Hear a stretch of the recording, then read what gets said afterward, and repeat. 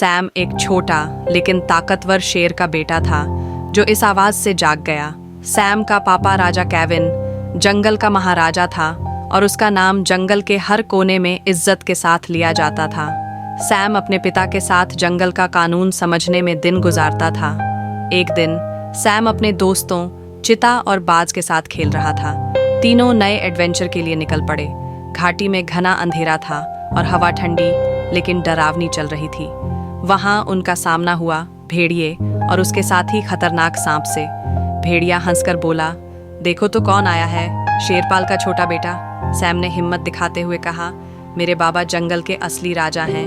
भेड़िया और सांप ने सैम को घेर लिया, लेकिन उड़ान ने तेज चुपकी मारी और चिता ने भेड़िए को चकमा दिया। सैम ने अपने पिता को इस बारे में बताया तो राजा केविन ने उससे कहा, एक सच्चा राजा सिर्फ अपनी ताकत से नहीं बल्कि अपने मन और दोस्तों की मदद से जीत पाता है। सैम ने अपने पिता से सीखा और अपने आप को मजबूत बनाना शुरू किया।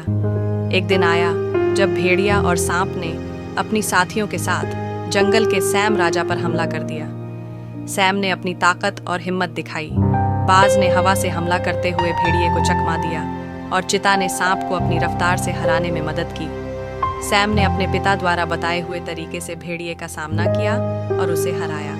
राजा केविन ने अपने बेटे की समझदारी और अच्छे बेटे को देखकर उसे जंगल का नया राजा बना दिया। सैम ने भेड़िया और सांप को जंगल से बाहर निकाल दिया और जंगल एक बार फिर शांति से भर गया। सैम और उसके दोस्त जंगल के हर कोने में खुशी और शांति फैला रहे थे। भेड़िया और सांप के जंगल से निकलने के बाद एक नए समय की शुरुआत हुई। जंगल के लोगों ने सैम को अपने राजा के रूप में दावत दी। सैम ने जंगल के कानून और न्याय को मजबूत बनाया। जंगल का हर प्राणी एक नई उम्मीद के साथ जीवन जीने लगा। सैम और उसके दोस्त जंगल के नए रक्षक बन गए। सैम ने अपने पिता के सपनों का जंगल बनाया जो खुशी और शांति से भरा था।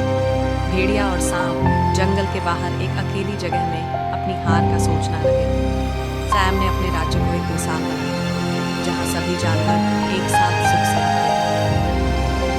अगर आप हमारे चैनल पे न्यू तो सब्सक्राइब करें और बेल आइकन को दबाएं ताकि आप और भी इस तरह की वीडियोस देख सकें।